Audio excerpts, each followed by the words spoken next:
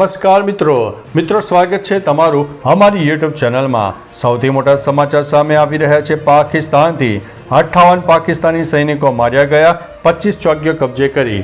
અફઘાનિસ્તાને રાતોરાત સરહદી કાર્યવાહીમાં 58 પાકિસ્તાની સૈનિકો માર્યા ગયાનો દાવો કર્યો છે। તેણે આ કાર્યવાહી તેના પ્રદેશ અને હવાઈ ક્ષેત્રમાં વારંવાર થયેલા ઉલ્લંઘનના જવાબમાં કરી છે। તાલિબાન સરકારના મુખ્ય પ્રવક્તા જબીહુલ્લાહ મુજાહિદે જણાવ્યું છે કે અફઘાન દળોએ 25 પાકિસ્તાની લશ્કરી ચોકીઓ કબજે કરી હતી, જેમાં 58 સૈનિકો માર્યા ગયા હતા અને 30 અન્ય ઘાયલ થયા છે। મિત્રો, અન્ય મહત્વના સમાચારની વાત કરીએ તો વન ડેમાંથી બહાર થયા બાદ જાડેજાની સ્પષ્ટતા। 19 ઓક્ટોબરથી શરૂ થતા ઓસ્ટ્રેલિયા પ્રવાસ માટેની ભારતીય વન ડે ટીમમાં શુભમન ગિલે રોહિત શર્માના નિવાસસ્થાને નવો કેપ્ટન બનાવ્યો છે।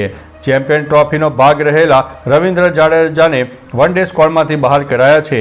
બહાર થવા પર જાડેજાએ કહ્યું છે કે 2027ના વર્લ્ડ કપમાં રમવું તેમનું લક્ષ્ય છે।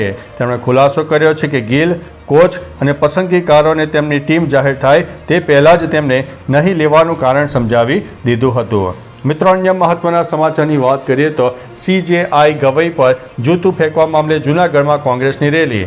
સુપ્રીમ કોર્ટમાં વકીલ રાકેશ કિશોરે CJI ગવઈ પર જૂતું ફેંક્યું હતું। આ મામલે જૂનાગઢ કોંગ્રેસે કાળા ચોકે રેલી ધરણા કરીને આ કૃત્યની ટીકા કરી હતી। કોંગ્રેસ આગેવાન અમિત પટેલે આ ઘટના અંગે પોતાનો આક્રોશ વ્યક્ત કરતા જણાવ્યું છે કે જે રીતે CJI ગવઈ પર એક એડવોકેટ દ્વારા જૂતું ફેંકીને ન્યાયાધીશનું અપમાન કરવામાં આવ્યું છે તે દર્શાવે છે કે દેશમાં સુરક્ષા અને સન્માનનું સ્તર કેટલું નીચું ગયું છે। મિત્રો, અન્ય મહત્વના સમાચારની વાત કરીએ તો અમેરિકામાં ક્રેશ થયું હેલિકોપ્ટર। અમેરિકામાં લોસ એન્જલસ નજીક હંગિંગ્ટન બીચ પર હેલિકોપ્ટર ક્રેશ થયું। આ દુર્ઘટનામાં 5 લોકો ઈજાગ્રસ્ત થયા, જેમાં 2 હેલિકોપ્ટર સવાર અને 3 રાહદારીઓનો સમાવેશ થાય છે। આ અકસ્માત પેસિફિક કોસ્ટ હાઈવે અને હંગિંગ્ટન સ્ટ્રીટ ઉપર થયો હતો। હેલિકોપ્ટર ટેક ઓફ કર્યા બાદ ગોળ ગોળ ફરીને ઝાડ સાથે અથડાઈને પેસિફિક કોસ્ટ હાઈવે ઉપર ક્રેશ થયું। સ્થાનિક પોલીસ અને ફાયર વિભાગે તુરંત બચાવ કામગીરી હાથ ધરી હતી। મિત્રો, અન્ય મહત્વના સમાચારની વાત કરીએ તો પ્રધાનમંત્રીએ ધન ધાન્ય કઠોળ મિશન યોજનાઓ લોન્ચ કરી। PM મોદીએ દિલ્હીથી પ્રધાનમંત્રી ધન ધાન્ય યોજના અને આત્મનિર્ભર કઠોળ મિશનનો શુભારંભ કરાવ્યો। રાજ્ય કક્ષાનો કાર્યક્રમ હાલોલ પંચમહાલ ખાતે ગુજરાત પ્રાકૃતિક કૃષિ વિજ્ઞાન યુનિવર્સિટીમાં યોજાઈ ગયો। કૃષિમંત્રી રાઘવજી પટેલની અધ્યક્ષતામાં કેન્દ્રની 36 યોજનાઓનો સમન્વય થયો। ગુજરાતના 4 જિલ્લાનો સમાવેશ થયો છે। રાઘવજી પટેલે પ્રાકૃતિક ખેતીનું મહત્વ દર્શાવીને પર્યાવરણને નુકસાન વિશે ચર્ચા કરી હતી। મિત્રો, અન્ય મહત્વના સમાચારની વાત કરીએ તો દિવાળી પહેલાના છેલ્લા રવિવારે માહોલ જામી ગયો। દિવાળીની ખરીદી માટે રાજકોટની લાખાજી બજાર, સુરતની ચૌટા અને ભાગળ બજાર તેમજ અમદાવાદના લાલ દરવાજા જેવા મોટા શહેરોમાં ભારે ભીડ જોવા મળી। લોકો નવા કપડાં અને સુશોભનની વસ્તુઓ ખરીદી કરી રહ્યા છે। જોકે અમરેલી જિલ્લાના બજારોમાં હજી પણ મંદીનો માહોલ છે। ચોમાસાની વિપરીત અસર અને ખેતીમાં થયેલા નુકસાનને કારણે લોકોએ ખર્ચમાં કાપ મૂક્યો છે, જેનાથી વેપારીઓ નિરાશા છે।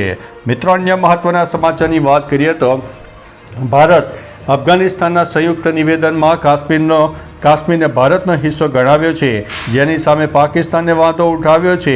પાકિસ્તાનના વિદેશ મંત્રાલયે કહ્યું છે કે સંયુક્ત નિવેદનમાં જમ્મુ કાશ્મીરને ભારતનો હિસ્સો ગણાવવો એ સંયુક્ત રાષ્ટ્ર સુરક્ષા પરિષદના સંભવિત ઠરાવોનું ઉલ્લંઘન છે।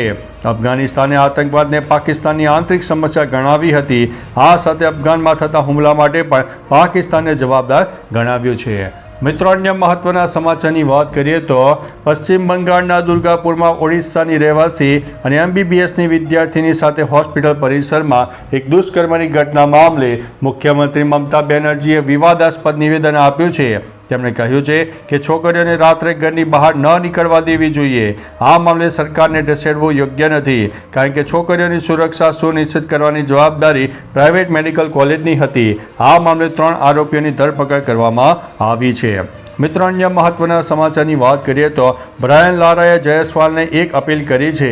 વેસ્ટ ઇન્ડિઝ સામે દિલ્હી ટેસ્ટમાં યશસ્વી જયસ્વાલે 22 ચોગ્ગા અને સાથે 258 બોલમાં 175 રનની શાનદાર ઇનિંગ રમી, જેના દમ પર ભારતે 518 રન બનાવ્યા. જયસ્વાલના આ પ્રદર્શનથી પ્રભાવિત થઈને વેસ્ટ ઇન્ડિઝના પૂર્વ કેપ્ટન અને મહાન બેટ્સમેન બ્રાયન લારાએ તેને ગળે લગાવીને વિનંતી કરી. લારાએ મજાકમાં કહ્યું કે અમારા બોલરોને આટલી ખરાબ રીતે ન મારો.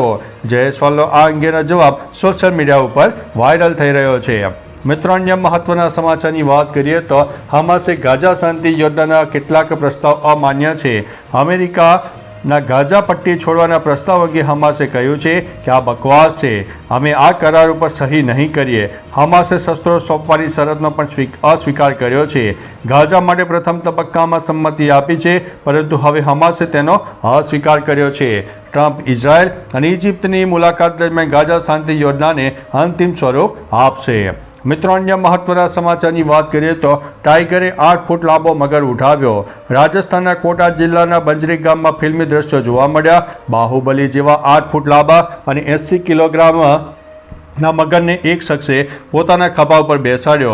અહીં તળાવમાંથી એક મગર નીકળીને ગામમાં એક મકાનમાં ઘૂસી ગયો. આથી પરિવાર ડરી ગયો. જોકે વન્યજીવ પ્રેમી ટાઈગરે મગરનું સફળ રેસ્ક્યુ કર્યો અને તેને પોતાને ખભે ઉંચકીને વન વિભાગની ગાડીમાં જંગલમાં સુરક્ષિત જગ્યાએ છોડી દીધો હતો. તો ચાલો મિત્રો, ફરીથી દેશ અને દુનિયાના સુપરફાસ્ટ સમાચાર લઈને મળતા રહીશું. ત્યાં સુધી અમને રજા આપશો. નમસ્તે.